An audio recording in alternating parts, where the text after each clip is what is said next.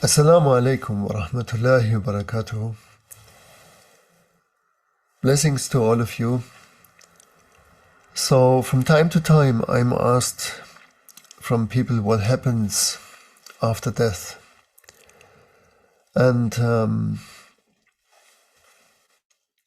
this is not such an easy thing to say, but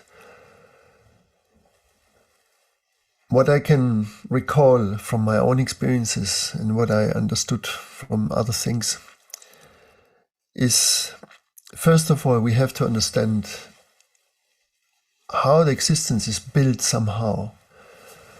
And there is not just a world, there is not just one world, yeah, and there is also not only one earth, yeah. So there is not only one universe, but how these universes differ from each other is not just that there are multiple universes at the same time, but they are in different times. So let me explain to it what that means. So all in all, in our tradition we believe there are 144 dimensions, and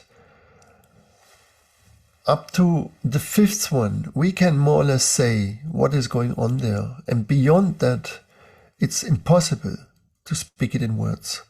Yeah. So we are existing on the third dimension. Yeah, and that is easy to understand because when Plato was suggesting the model of molecules, yeah, then later on came the model of the atoms, and the atom was in the beginning of physics had the three particles, and that we learned in school when we were young, the electron, the positron, and the neutron, right? Now with the new science we have dozens of particles in the atoms, with funny names like the gold particle, which is also the Higgs particle, the beautiful particle, yeah, there's also one name. So they all have some funny names, bosons and all type of names. And the third dimension is not a harmonious dimension, as you probably noticed by now. Yeah.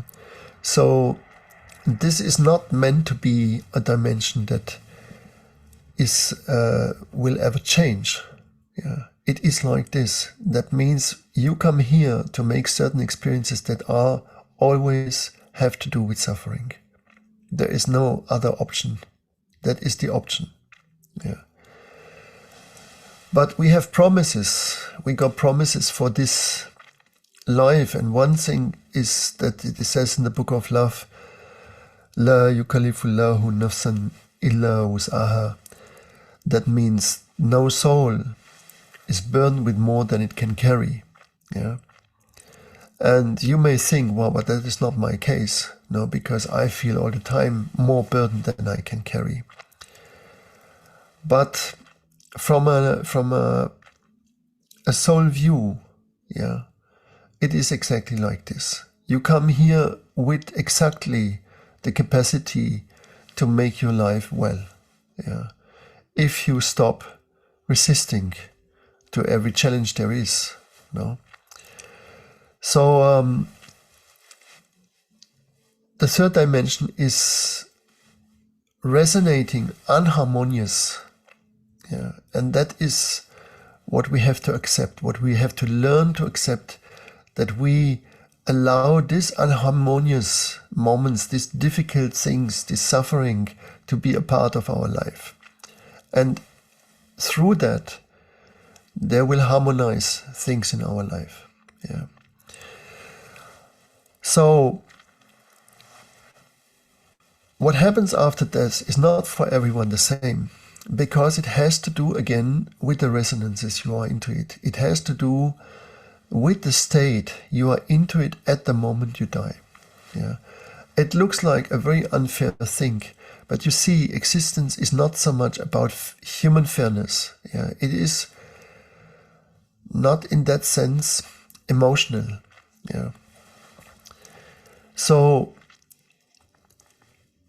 the reason why it is suggested in the books to be a good person, to be a person that does the right things, let's say, is if you do so, the chance that you are in a better state, that you resonate, that you vibrate in a better state is much higher than if you make all kinds of trouble, right? However, this is not 100%. Yeah. Sometimes it can be that through the things that you do wrong, you learn much more than through the things you do right. Actually, most of the time it is like this. So it is a very tricky thing, but I don't want to go there too much now. So when we come from here, we are entering actually in a dimension where we come from. Yeah. So in a way we come home, and this is the fourth dimension. Most of the souls that are living here, they come from there. Yeah. This is the dimension of the souls. And souls is a kind of misleading understanding, because there is not really thousands or millions or whatever of souls. There is actually just one soul. And imagine it like a diamond that the sun shines through and produces these many, many, many rays. And when it changes its frequency, it produces again another millions and trillions of different rays. And so this is what happens with us. And very often that people think, for example, they had a lifetime before or had a lifetime here. Yes and no, but very often it is the memory not of yourself, it is the memory of your ancestors, for example, that you carry through this connection that we all have, because eventually we are related to everyone that lives, yeah, and to everyone that has been alive. Yeah, we are related like a family. They are our ancestors, and we have common memories, we have common knowledges, but especially with the line of our ancestors. So think it, that it is often mentioned there's the tree of life. That is also a picture in Islam, in the Islamic tradition. It's also in the Jewish tradition. I'm not sure if it is in the Christian tradition actually, but there is a tree of life. And the tree, the how you call that? Not the branches, but the middle part of it, with the branches, that is our eternal self. Yeah, this is who we are, and the expressions of this are the leaves. And the leaves are coming and going. But this is just an idea. You see, this is an idea that we come and that we go. In reality, you never come and you never go. Yeah. However, what happens in the fourth dimension is that you see where you belong to. You see that great soul. You will receive again a feeling of being at home completely, because you are coming together with all the people that you missed for this time, being here in this body, and you will have this reunion kind of thing. Yeah. Now, there is a development as well. And the next is the fifth dimension. And the fifth dimension is a dimension which is prescribed also in the Book of Love, that the presence there is omnipresent, is all loving, is all generous, is all forgiving. That is what happens in the fifth dimension. And there we are just a wave in the ocean. Yeah. From there is no return. There is not a thing that we come back in this third dimension. Yeah. But from there, we are out of any kind of gravity, and we are also out of the need of guidance, in the sense that we need to hear from somebody where we have to go. Yeah. In that moment when you are there, which is Khalifatullah, you are in the state of the divine. Yeah. That needs no guidance in that sense, as it is guided by itself. And this is how it comes. Now, the point is that because there are many dimensions, there are things in the same. So there is not only one version of the earth. There are several versions of the same earth, but they are looking completely different. Yeah. This is why you won't hear from masters usually that they are very worried about our earth in the ecological sense. You won't hear much really being said about that, except that it is not good how we treat the earth. It's not good how we treat the animals. It is not good how we treat the things. But there is not this worry that we will crash and disappear, and that it is, because the earth itself has many versions, and all the other versions are what is called paradise. Yeah.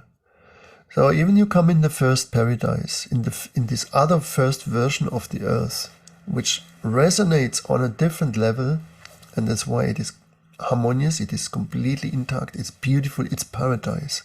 Yeah. And as it is described, also in various books, almost in every scripture that I know.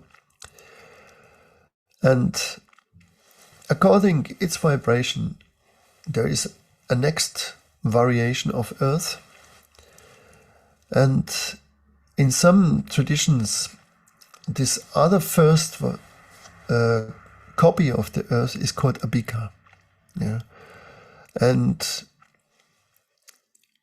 it is possible to have a vision from this. And this is why it was described, because you can see it, you can experience it. You can experience this paradise world while you are still here.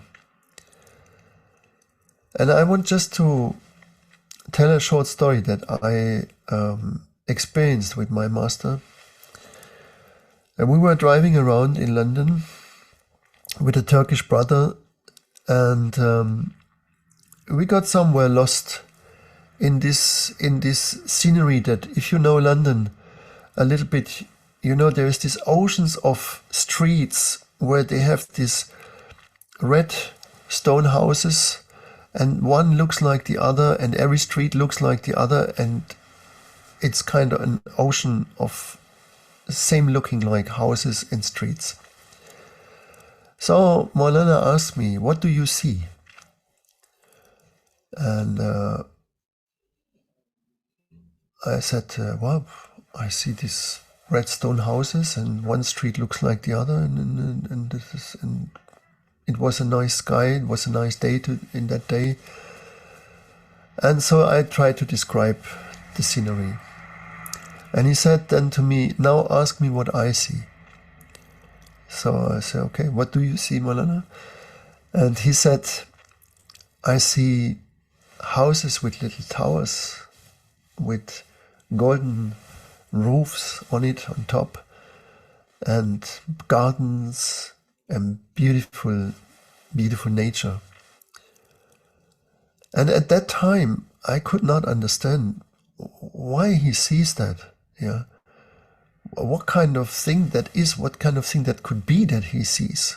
No, is this a kind of future thing, or is it from the past, or what is it? No, it is the present moment, but it is on another resonance. It is on another level. Yeah, and of course, when you live basically in this state, what happens here on earth doesn't worry you. It doesn't worry you similarly like you watch a thriller and there's a lot of things going on, people get shot and this and that, but somehow it doesn't touch you so strong because it's not your circumstances any longer. It's just something that you're not into it. Yeah. And that's the same thing what happens with those people. Yeah. That's why you don't hear from Amma or from the Dalai Lama or from these famous whatever masters they are, or from other sheikhs. You don't hear much that they talk about that. Yeah. Not because they don't love nature, they don't love the earth. And that's the last thing I want to say for this point. I once had a talk while I was in Brazil with an indigene, and I said, how do you feel about this fact that the Amazon is burning down and gets destroyed and so on so hard? And he said to me, it's all right. It's not a problem. They can burn down the whole forest. And he was like very, very cool and very much in peace. And I said, what? Why does he say that? Yeah. And well, obviously they know things, and for sure they love their forest. It's their home. It's the way to live. But I'm sure that many of those have also this connection to this other earth, and so they are not so worried as other people are. So I hope that makes some sense for you, yeah, and gives you also some comfort, and wishing you a wonderful year. Inshallah, it will be an easier year, but for the people who are on a spiritual path, it will be a very, very good and potent year. Yeah. And so I hope this is going to happen for many of you, for us, and all the best. Thank you. Assalamu alaikum wa rahmatullahi wa barakatuh.